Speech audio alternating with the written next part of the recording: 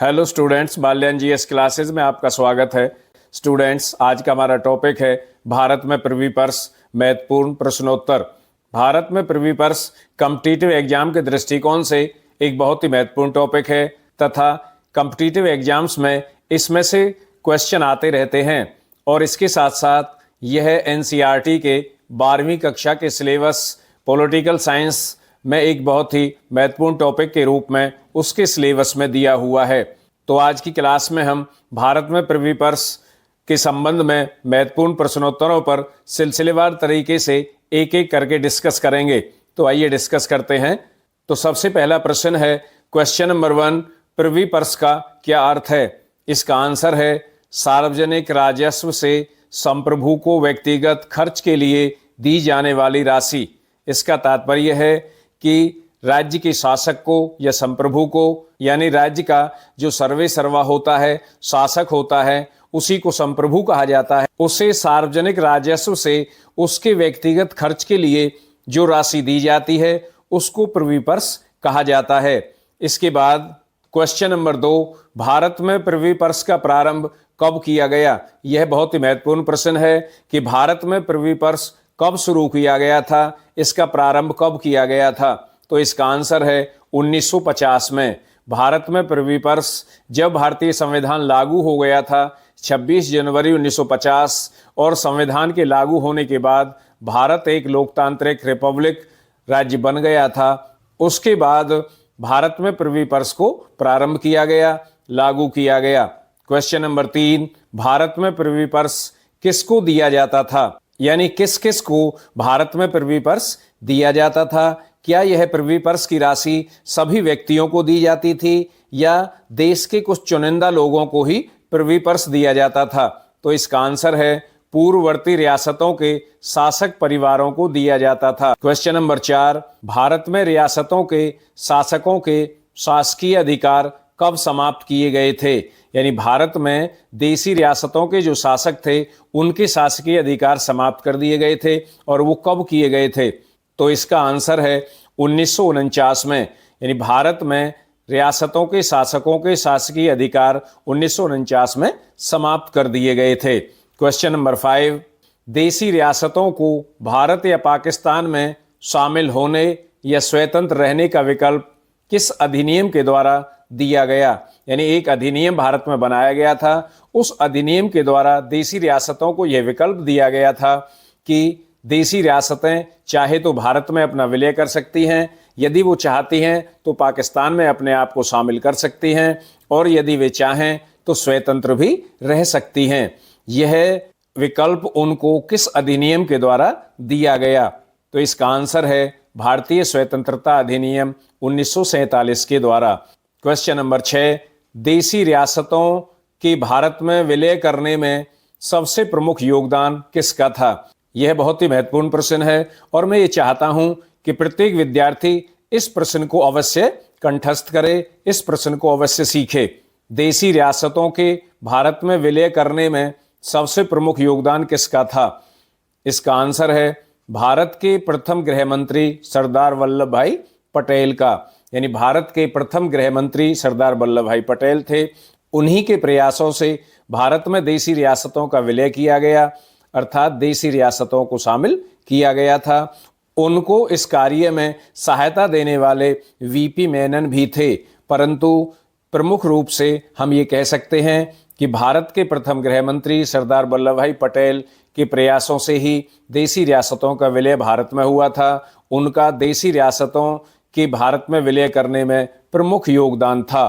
Question number 7, Privi purse की व्यवस्था भारतीय संविधान के किस अनुच्छेद के द्वारा की गई?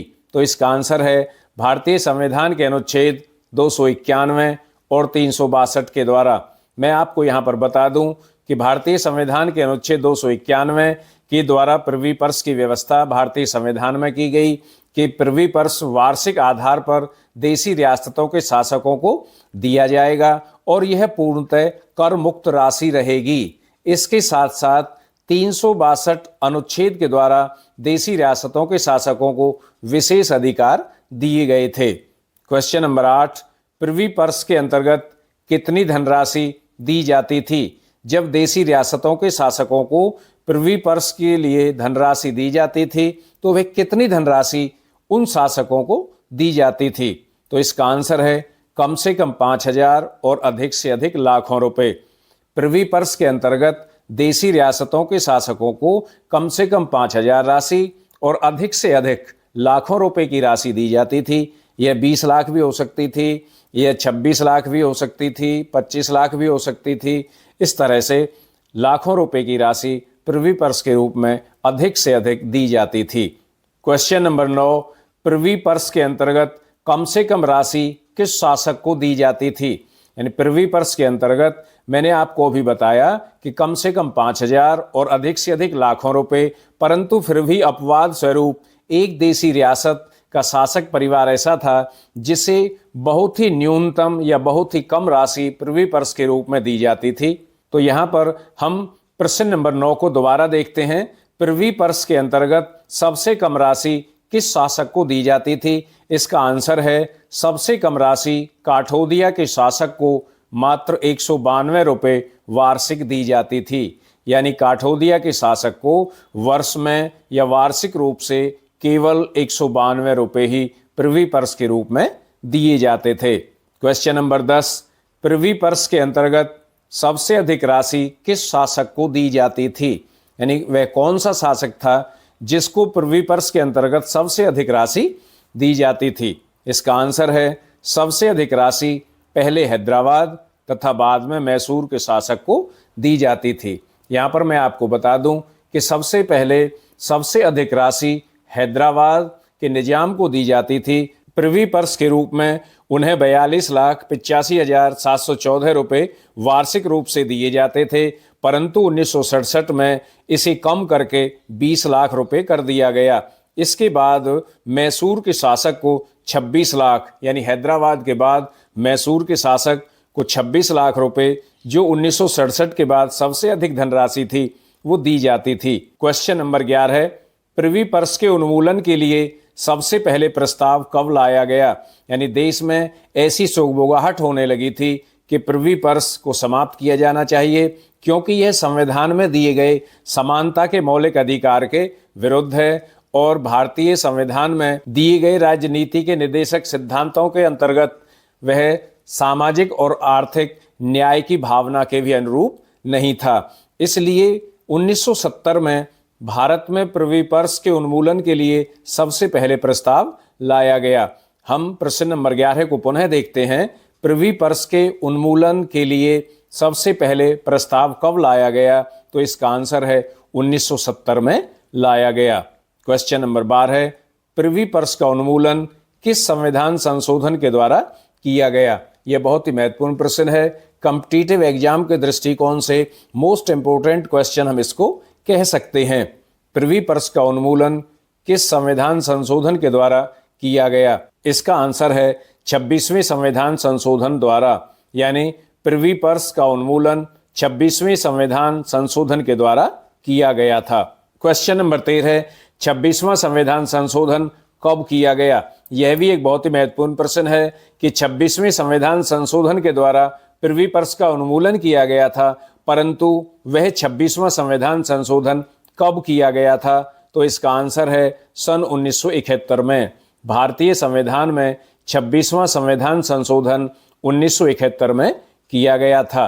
क्वेश्चन नंबर 14, जब 1971 में 26वें संविधान संशोधन के द्वारा प्रिवी पर्स का उन्मूलन किया गया था तो भारत के प्रधानमंत्री कौन थे? इसका आंसर है श्रीमती इंदिरा गांधी। श्रीमती इंदिरा गांधी भारत की प्रधानमंत्री थी। कब? 1971 में। 1971 में क्या हुआ था? प्रिवी पर्स का उन्मूलन किया गया था। और किस संविधान संशोधन के द्वारा उसका उन्मूलन किया गया था? 26वें संविधान संशोधन के द्वारा प्रिवी पर्स का उन्मूलन किया गया था। तो भारत के प्रधानमंत्री कौन थे? तो इसका आंसर है श्रीमती इंदिरा गांधी। श्रीमती इंदिरा गांधी भारत की प्रधानमंत्री थी। क्वेश्चन नंबर 15, जब 1971 में 26वें संविधान संशोधन के द्वारा प्रिवी पर्स का उन्मूलन किया गया तो भारत के राष्ट्रपति कौन थे? ये दोनों ही क्वेश्चन एक जैसे हैं। एक क्वेश्चन में भारत के प्रधानमंत्री के बारे में पूछा गया है और दूसरे क्वेश्चन में भारत के राष्ट्रपति के बारे में पूछा गया है। यानी जब 1971 में 26वें संविधान संशोधन के द्वारा प्रिवी पर्स का उन्मूलन किया गया था, तो भारत का प्रधानमंत्री कौन था और भारत का राष्ट्रपति कौन था? तो श्रीमती इंदिरा गांधी भारत की प्रधानमंत्री थी और श्री वीवी गिरी भारत के राष्ट्रपति थे। तो क्वेश्चन नंबर 15 को हम यहाँ पर पुनः देखते हैं कि जब 1971 में 26वें संविधान संशोधन के द्वारा प्रिवी पर्स का उन्मूलन किया गया तो भारत के राष्ट्रपति कौन थे? तो इसका आंसर है श्री वीवी गिरी भारत के राष्ट्रपति थे।